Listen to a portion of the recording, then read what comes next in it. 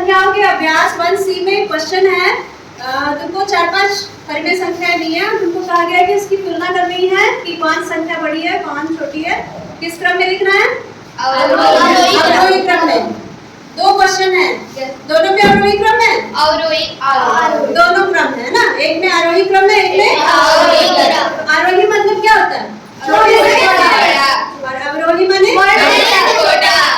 तो साधारण संख्याएं, प्राकृतिक संख्याएं, पूर्ण संख्याएं, इसकी तुलना तो हम कर लेते हैं, देख के ही पता चल जाता है ना। लेकिन परिमेय संख्याओं की तुलना करने के लिए हमको कुछ नियम समझने पड़ते हैं ना, क्योंकि उसमें बटा करके संख्याएं दी होती है। तो पहला नियम ये है, पहली कंडीशन जो हो सकती है, सारी दी हुई संख्याओं का हर समान हो सकता है, ठीक है। दूसरी कंडीशन क्या हो सकती है? सारी दी हुई संख्याओं का अंश समान हो सकता है। और तीसरी कंडीशन हर और अंश दोनों अलग हो सकते हैं। पहली स्थिति हम लेते हैं कि दी हुई सारी संख्याओं का हर समान है। ऐसी स्थिति में क्या होता है? जिस संख्या का अंश छोटा होता है वो संख्या छोटी होती है और जिसका अंश बड़ा होता है वो बड़ी होती है। तो हमने ये उदाहरण लिया है 2/7, 5/7, 3/7, 1/7, 6/7 और 4/7। इसको यदि हम आरोही क्रम में लगाएंगे तो सबसे पहले सबसे छोटी जो संख्या होगी वो कौन सी होगी? जिसका अंश सबसे छोटा, ठीक है। तो सबसे छोटा अंश 1 है, 1/7 छोटी है, सबसे छोटी है ना। और उससे बड़ी क्या है? तो इन दोनों के बीच में हमने क्या चिन्ह लगा दिया? छोटे का चिन्ह लगा दिया है ना। 1/7 छोटा है, 2/7 समझ आ रहा है? यानी ये चिन्ह जिस तरफ बंद है उस तरफ छोटी संख्या है, जिस तरफ खुला है उस तरफ बड़ी संख्या है। इसको याद रखना, ठीक है। 2/7 के बाद बड़ी संख्या आएगी 3/7, इसके बाद 4/7, 5/7, 6/7, ठीक है। समझ आ गया? अब दूसरी कंडीशन हम देखते हैं। दूसरी कंडीशन ये है कि दी गई सभी परिमेय संख्याओं का अंश समान है, यानी कि ऊपर की संख्या सब में बराबर, ठीक है। तो ऐसी कंडीशन में हम अगर कई सारी परिमेय संख्याओं की तुलना करते हैं तो उसमें मान लो हमें आरोही क्रम में लिखना है, तो हम सबसे पहले कैसी संख्या लिखेंगे? सबसे छोटी या सबसे बड़ी? तो इसमें सबसे छोटी संख्या कौन सी होगी? 11/8, ठीक है। इस स्टेटमेंट के अकॉर्डिंग 11/8, क्योंकि 8 सबसे बड़ा हर है ना। 8 क्या है? सबसे बड़ा हर है, तो वह संख्या सबसे छोटी होगी, ठीक है। तो उसके बाद 11/6 बीच में निशान कैसा लगेगा? हाँ, आरोही क्रम में है तो इस तरह से रहेगा, दाहिनी ओर खुला रहेगा, बाईं ओर बंद रहेगा, ठीक है। इसके बाद 11/5 इससे बड़ी 11/4, इससे बड़ी 11/3, 11/2। समझ आ गया? चलो इसको नोट कर लो। तीसरी स्थिति क्या है कि दी गई सभी परिमेय संख्याओं के अंश और हर सब अलग-अलग हैं, भिन्न हैं, ठीक है। तो ऐसी स्थिति में हम क्या करेंगे? सबसे पहले सारी परिमेय संख्याओं के हरों का लसा निकालेंगे, है ना। और लसा निकालने के बाद जो संख्या आएगी उसको हम सबका नया हर बना देंगे। समझ आ रहा है? सारी संख्याओं के हर को उनके लसा में बदल देंगे और उसी के अनुसार अंश भी बदल जाएगा, है ना।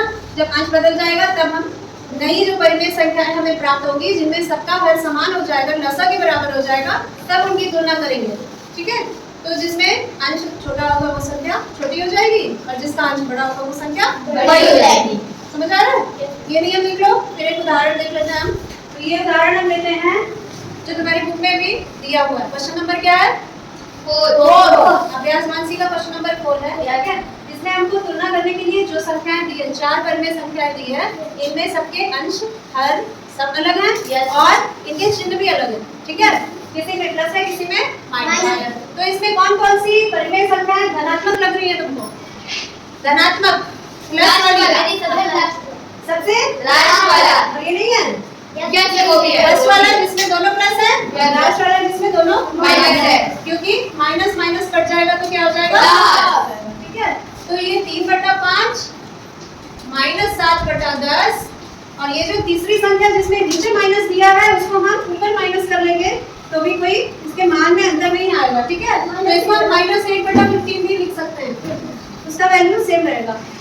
और इसको हम लिख लेते हैं 17/30, दोनों माइनस हम कट कर देते हैं, ठीक है। अब हमको जो नई परिमेय संख्याएं मिली हैं, उनके हर अलग अलग हैं। तो इन हरों का क्या करना है हमको? सबसे पहले लसा लेने आता है तुम लोगों को? क्या लिखेंगे? सारे हर हम कॉमा लगा के लिखेंगे, ठीक है। उसके बाद हम इस तरह अभाज्य संख्याओं को लेना शुरू करते हैं और उनसे सारी संख्याओं को एक साथ भाग देना शुरू करते हैं, ठीक है। सारी संख्याओं को भाग देंगे, जो कट जाएगी उसको लिखेंगे जितने पे कटेगी, और जो नहीं कटेगी उसको सेम उतार देंगे जैसे ऊपर है, ठीक है। तो इसमें से कौन कौन सी संख्या 2 से कटने वाली है? 10 और 30। तो 2 लेते हैं हम, 5 का 5 लिख देते हैं, 2 5 10, 15 का 15, 2 15 का 30, ठीक है। अब हम कौन सी संख्या ले सकते हैं? 2 के बाद जो अभाज्य है, क्योंकि इसमें अब कोई भी 2 से नहीं कटेगी, तो 2 के बाद कौन सी अभाज्य संख्या है? 3 से क्या क्या कटेगा? 5 को हम ऐसे वैसे उतार देंगे जैसा है वैसे ही, है ना। और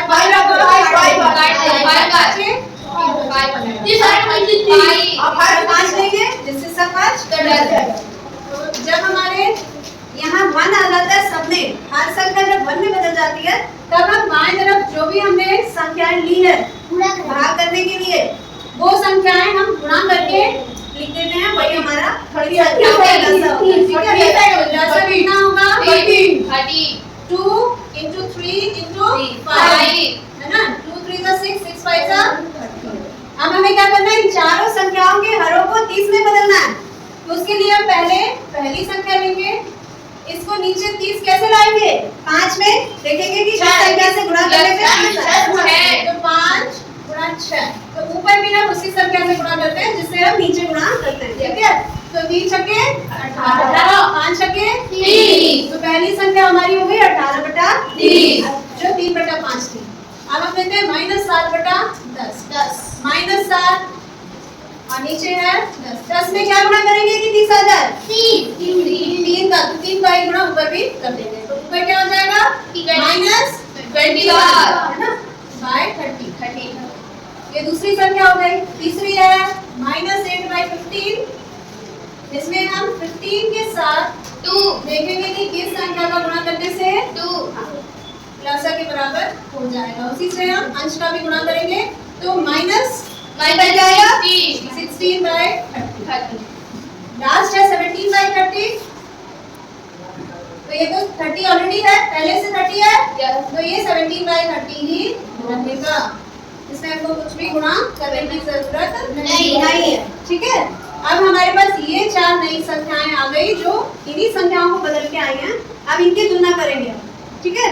तो इनकी तुलना हमने पहला नियम जो देखा था, जब सबके हर समान हो तो अंशों की तुलना की जाती है। जिसका अंश छोटा होता है वो संख्या छोटी होती है ना, जिसका अंश बड़ा वो संख्या बड़ी होती है। तो इसमें सबसे छोटा अंश किसका है?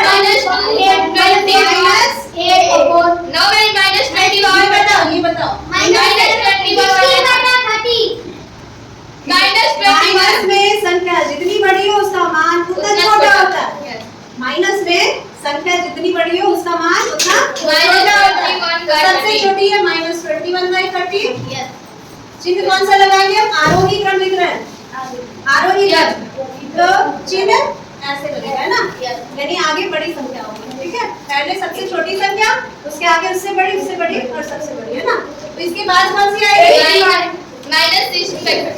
पहले तो माइनस वाली आएंगी, क्योंकि माइनस वाली हमेशा प्लस वाली से छोटी होती है। माइनस में भी जिस संख्या में नंबर बड़ा होगा वो वैल्यू कम होगी उसकी, तो सबसे छोटी वही होगी जिसमें माइनस भी हो और संख्या माइनस वालों में सबसे बड़ी हो, ठीक है। तो माइनस वाली ये दोनों है, इनमें बड़ी, ठीक है, तो इसका मान कम होगा, ठीक है। 17 और 18 में तो तुलना करना आसान है, पहले 17 आएगा फिर 18 आएगा। अब इसके अनुसार हम क्वेश्चन में दी गई परिमेय संख्याओं को इस क्रम में लिख लेंगे, ठीक है। तो -21/30 किसके बराबर है? -7/10 के बराबर है। तो सबसे छोटी होगी -7/10। -8/15, तीसरी 17/30 और चौथी 3/5, ठीक है। इस तरह से अवरोही क्रम में लिखना है, तो सबसे बड़ी को सबसे पहले लिख देना, ठीक है। बस इसी के क्रम को उल्टा कर देना।